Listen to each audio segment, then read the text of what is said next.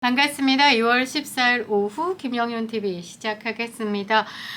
개혁의 신당이요 9일날 통합을 했고 3일차에 어떻게든 다시 통합을 시작해보자, 진짜 본격적인 통합을 시작해보자, 지도부를 빨리 가동해서 필요한 일들을 신속히 하자며 으쌰를 다짐했는데요. 결국 대가리수 늘리기, 세금, 국고보조금에 빨대 꽂아 슈킹하기 위한 대가리 싸움을 하고 있습니다.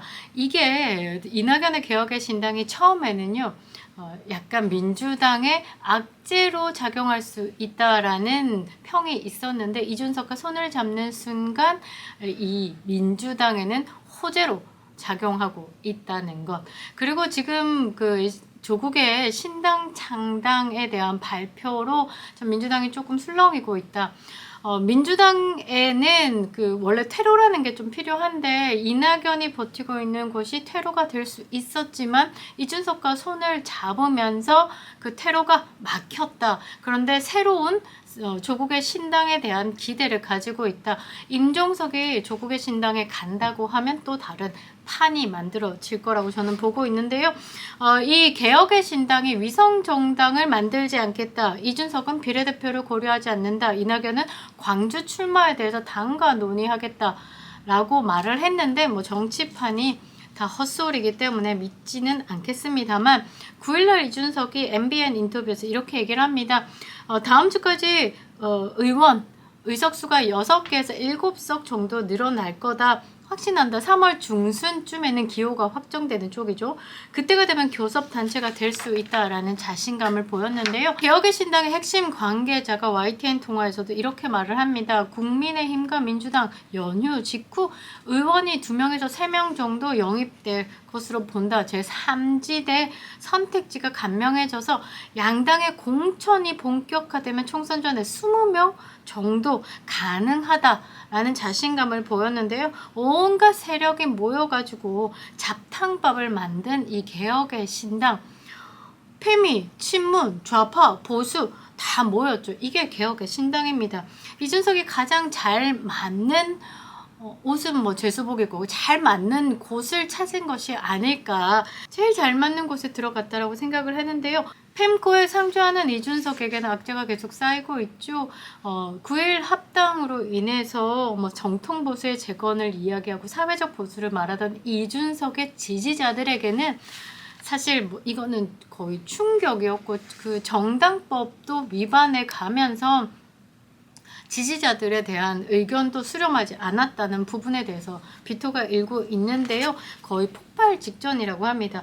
당대표 시절에 제가 떨어져 나가면 20%가 떨어져 나가고 제가 붙으면 20%가 붙을 수 있으면 제가 세상을 주무릅니다 라는 자신감으로 버무려졌던 이준석이 연일 변명을 이어가고 있는데요. 환불 규정에 대해서 또 문의를 하니 정해진 게 없다. 지금은 불가능하다. 합당 후에 규정이 아직 완벽해지지 않기 때문에 이 부분에 대해서 추후에 완성되면 연락을 드리겠다 등등의 이제 내용들, 그런 것들이 댓글로 조금 올라오고 있는데요. 제가 볼 때는 이 지지자들의 성난 마음을 바로 잡기에는 좀 많이 멀리 왔다. 이준석이 윤석열, 이재명의 무의미한 경쟁을 종결시켜야 한다. 이러면서 지지자들의 지지를 끌어냈고요. 이낙연은 총선서 최소한 30석을 넘겨 양당의 횡포를 막겠다라는 포부를 열었는데 그게 처음 시작부터 삐끗하고 있다. 민주당이 이런 부분에 대해서 무시하지 못하고 또 다른 방법을 찾아낸 게요. 캐비넷 금고에 마지막까지 공천 하위 20% 명단 발표 통보를 미루겠다라고 이야기를 했는데 이미 좀 돌기는 돌았더라고요.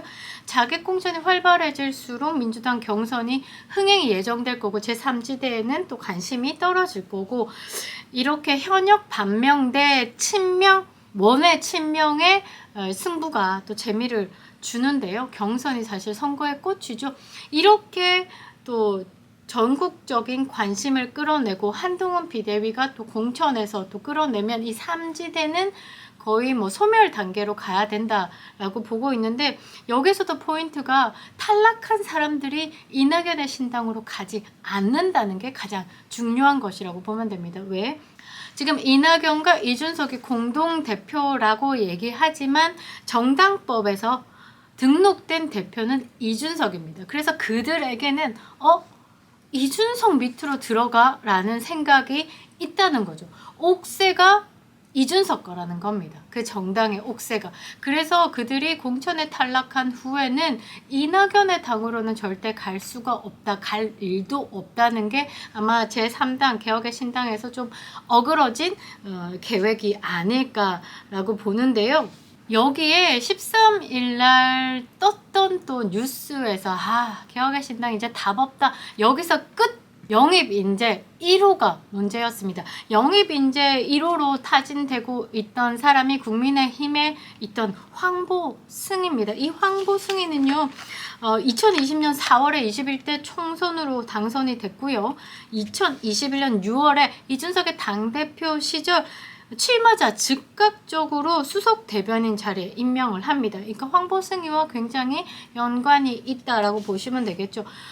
이렇게 수석 대변인에 임명되자마자 7월에 전 남편이 당에 감사 제보합니다.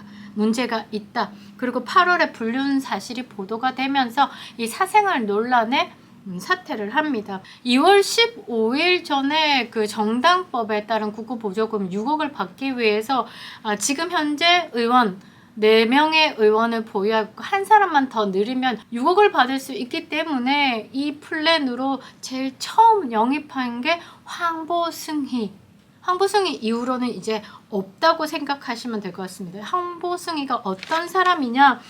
불법 정치자금법 위반의 부정청탁의 불륜에 일단은 좀 문제가 많다고 보시면 됩니다. 남편은요 2020년 총선 전부터 불륜이 있었다라고 얘기하고 부동산 사업자와 사실혼을 주장하고 있는 황보승희 간에 조금 부딪힘이 있었는데요. 이 더불어민주당에서는 사익추구 위원직을 내려놔라. 그래서 윤리위에 제소했고 국민의힘은 당무를 실시하겠다. 이때까지만 해도 이준석이 당대표였기 때문에 굉장히 쉴드 치는 분위기였죠.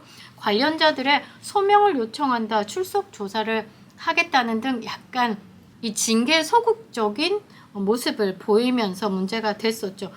이 황보승이는요 전 남편이 정치자금 수수 의혹의 명부를 직접 경찰에 전달했습니다. 돈을 건넨 사람의 이름, 그 다음에 금액, 그 다음에 지역 정치인 한 60명 정도 이름이 정리되어 있다고 합니다. 이 황보승인 사생활은요 동거인과 함께 관용차를 타고 다니면서 사적으로 유용을 했고요. 부산에서 서울까지 왔다 갔다 하는 KTX 비용을 의원실 운영비로 사용을 했습니다.